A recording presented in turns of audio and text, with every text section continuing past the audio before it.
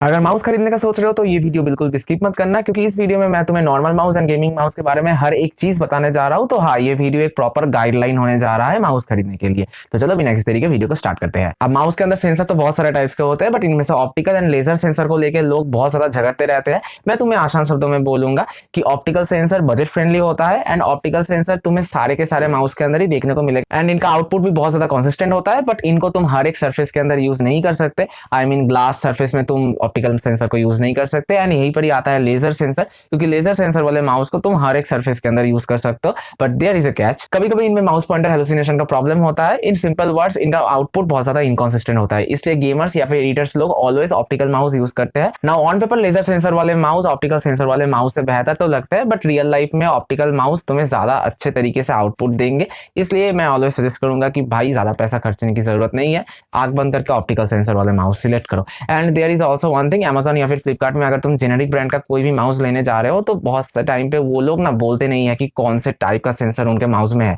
तो मैं बोलूंगा उस टाइप के माउस को अवॉइड ही करो तो ही अच्छा है, क्योंकि बहुत सारे टाइम पे माउस के अंदर बग्स एंड ग्लिचेस देखने को मिल जाता है सेंसर की वजह से। तो अवॉइड करो। एंड बाकी अगर तुम ऑफिस यूज के लिए या फिर नॉर्मल एक माउस देखना चाहते हो तो डेल एचपी कोई सा भी एक माउस पकड़ के ले लो, अच्छा ही परफॉर्म करते हैं वो लोग। वैसे लॉजिटेक का कोई भी ऑफिस माउस मत लेना, उनके पहले वाले मॉडल्स बहुत ज्यादा अच्छा हुआ करते थे, बट अभी के टाइम पे क्वालिटी कंट्रोल इशू देखने को मिलता है लॉजिटेक के माउस में, स्पेशली स्क्रॉल व्हील। इसलिए मैं रिकमेंड नहीं करूंगा। अगर लेना चाहते हो तो डेल या फिर एचपी का कोई भी ऑफिस वाला माउस ले लो। मेरे खुद के पास डेल का माउस है जो कि बहुत ज्यादा तगड़ा बिल्ड क्वालिटी का है।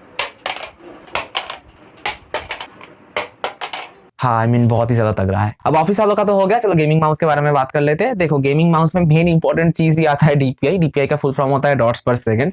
बेसिकली डीपीआई मींस कि जितना ज्यादा हाई डीपीआई होगा माउस का सेंसिटिविटी भी उतना ज्यादा अच्छा होगा। आई मीन देखते हो ना कि डीपीआई बढ़ाने से माउस का कर्सर कितना तेजी से मूव करता है मॉनिटर के अंदर, उसे ही तुम डीपीआई कह सकते हो। 1000 डीपीआई अभी इंडस्ट्री स्टैंडर्ड हो चुका है, तो मैं तुम्हें रिकमेंड करूंगा उसके नीचे मत लेने के लिए। अगर ऑफिस माउस ले रहे हो तो 1000 DPI is more than enough for you, वो ले लो, आराम से चल जाएगा। एंड अगर तुम्हें गेमिंग माउस ले रहे हो देन ट्रस्ट मी, ज्यादातर लोगों के पास एक 16 इंच का नॉर्मल गेमिंग लैपटॉप होता है, या फिर क्या 22 इंच या फिर 26 इंच का एक बहुत ज्यादा बड़ा मॉनिटर होता है, इससे ज्यादा नहीं होता। तो अगर तुम्हारे पास भी इस टाइप का ही कुछ सेटअप है तो तुम्हारे लिए 3000 से 6000 डीपीआई वाला mouse is more than enough. उससे ज्यादा पैसे खर्चने की जरूरत नहीं है, मार्केटिंग के चक्कर में मत पड़ना। एंड तुम्हारे पास अगर एक बड़ा मॉनिटर है देन मैं ऑलवेज रिकमेंड करूंगा कि ठीक है 12000 डीपीआई वाला माउस ले लो, बट रेजर या फिर लॉजिटेक वाला माउस लो। लॉजिटेक का जो जी सीरीज आता है या फिर रेजर का जो डेथ सीरीज आता है वो परचेस करो, क्योंकि भाई वो लोग बहुत ज्यादा अच्छे होते हैं। इन बैड मार्केटिंग के चक्कर में पड़ के इस टाइप के माउस मत खरीदना। ये लोग दिखाते तो है 12800 डीपीआई होता है, बट डीपीआई हेलुसिनेशन बहुत ज्यादा होता है, इसलिए 12000 डीपीआई वाला अगर माउस ले ही रहे हो तो अच्छा ब्रांड देख के परचेस करना। एंड इसके बाद आता है माउस का पोलिंग रेट। ये बेसिकली माउस के पोजीशन एंड इनपुट रेट्स के बारे में कंप्यूटर को इन्फॉर्म करता है। आसान शब्दों में माउस का पोलिंग रेट जितना ज्यादा हाई होगा माउस का रिएक्शन टाइम भी उतना ही ज्यादा फास्ट होगा। अब गेमिंग माउस के लिए 500 से 1K के बीच का पोलिंग रेट होना चाहिए। एंड ट्रस्ट मी, मार्केट में 99% माउस के अंदर ही ये रेशियो के अंदर ही पोलिंग रेट होता है,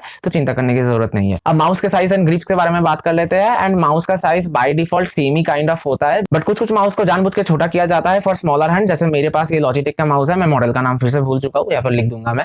तो ये बेसिकली छोटे हैंड के लिए है। मैं जब इसे यूज करता हूँ तो मेरे हाथ में बहुत ही ज्यादा ये छोटा फील होता है, ठीक है। ऑल्सो माउस के ग्रिप्स भी 3 टाइप्स के होते हैं। एंड मुझे पता है ज्यादा लोग ये थंब ग्रिप ही यूज करते हैं, एंड मैं भी थंब ग्रिप ही यूज करता हूँ। बाकी के दोनों ग्रिप्स गेमर लोग यूज ज्यादा करता है। लाइक क्रेओ का ये माउस देख लो, इसके साइड में बहुत सारे साइड बटन तुम्हें देखने को मिल जाएगा। तो जब तुम साइड बटन को यूज करोगे तो ऑटोमेटिकली हैंड रिप्लेसमेंट इन दोनों की तरह हो जाएगा। But as a normal user या फिर एज ए नॉर्मल गेमर, ठीक है, तो मैं तो मतलब थंब ग्रिप यूज करता हूँ क्योंकि वो ज्यादा कंफर्टेबल है। अब the last question is wired mouse लेना चाहिए या फिर वायरलेस माउस लेना चाहिए। इन सिंपल वर्ड्स बोलूंगा, अगर गेम बहुत ज्यादा खेलते हो या फिर गेमर हो देन ऑलवेज एक वायर्ड माउस परचेस करो। चाहे तो ब्रेडेड केबल वाला माउस ले लेना अगर तुम्हारे पास बजट है तो, एंड अगर बजट नहीं है तो एक नॉर्मल केबल वाला वायर्ड माउस ले लेना, रिग्रेट नहीं करने वाले। एंड अगर तुम ऑफिस यूज के लिए माउस ले रहे हो देन कुछ भी ले सकते हो यार। एंड ट्रस्ट मी, अभी वायरलेस माउस बहुत ज्यादा अप टू डेट हो चुका है, तो आंख बंद करके वायरलेस माउस भी तुम परचेस कर सकते हो। एंड अगर वायरलेस का बजट नहीं है एंड ऑफिस माउस लेना चाहते हो तो हमारा गोट डेल तो है ही भाई। बाकी मैं मिलता हूं तुमसे नेक्स्ट वीडियो में। Tech Sense signing of.